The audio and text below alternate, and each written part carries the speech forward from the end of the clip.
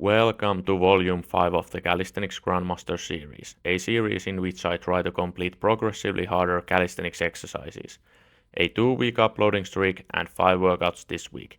We are on day 268 out of 365 of the project, currently working on L-sit on our pyramid. No more wasting time, let's start with handstands. Enjoy the video.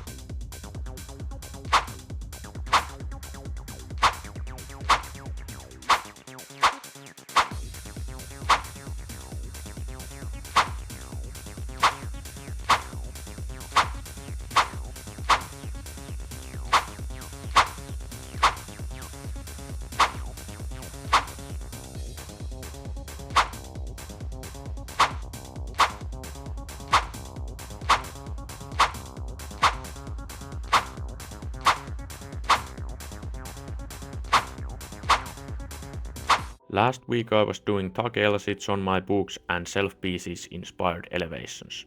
Also, I talked about making a graph on how my set times would improve over the time on sets 1, 2 and 3, so here it is.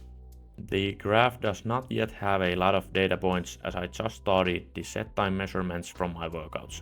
This tuck L-sit graph won't get any new data either, as I realized I can do semi-pure form L-sits on a small elevations as well. So now we are at the point where I can do this.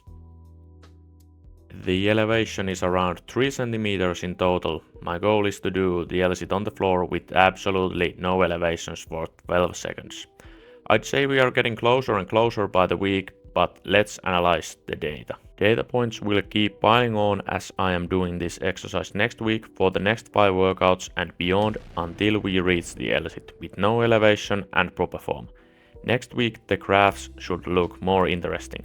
Remember to subscribe to the channel so you don't miss out on that. Here we can see that the average L-sit duration is around 7 seconds across all the sets. In clips of me doing the elevation assisted L-sit, I have legs slightly bent, which increases my average. It also means more work for hip flexors.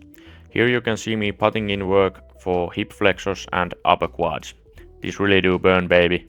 I can do around 10 of these in a row. In the last week's episode I set myself a goal of doing 4 minutes of hamstring stretches every workout. This has significantly helped me get some much needed elasticity for these exercises. We are still not there yet, so I will keep those in the routine. Back to data. On elevation assisted L-sits my worst set is set number 1, which is confusing. I think this is because in the first set I somehow can't yet activate my core in the way required, and on the other set muscle memory kicks in and helps me to stay in L-sit for a longer duration, or maybe that's BS. Here are some clips of me doing the elevated L-sit. These are full length, not sped up. I calculated it. These are multiple seconds, around 7. The camera angle on these is not perfect, and I try to look into that as you can't see my head totally in this, but I try to keep my head on level with my shoulders and not look too much forward, as that seems to help me stay in the L-sit longer. Lastly, let's go through my frog stand progression. I was doing a workout on Monday with my gym buddy and we realized that we are not really getting anything out of it anymore. Sure, it's good for finding balance and building straight hand strength, or rather straight arm strength, but I already feel like I have what the frog stand has to offer. Data also backs this up, as on December 2nd I was able to hold the frog stand for over 14 seconds. So this exercise is also now dead content on my journey until proven otherwise, and therefore no new data points for frog stand will be collected. The frog stand is replaced with planche lean leg taps, which are more relevant for training the front part of the shoulders. I try to put myself in the proper form by emulating going to a frog stand, and then instead of going to frog stand, I start slowly shifting weight from my legs to my hands. This exercise can fail at 3 points: wrist position, head position and legs position. For me, the legs part is wrong here. You can see me failing this part as my scapula are sticking out from the back. This can be fixed by bringing your legs closer to the body. And if you're thinking what even is a scapula, it's this. Scapula is a fine word for shoulder blades. Protracting it is very important skill in calisthenics. Protracting means pushing forward, which again means that your shoulder blades must not stick out during this exercise. I try to keep my head level with the surface I'm pushing on, as it will make balancing easier. Wrists are turned to a near 90-degree angle to the side to prevent wrist pain.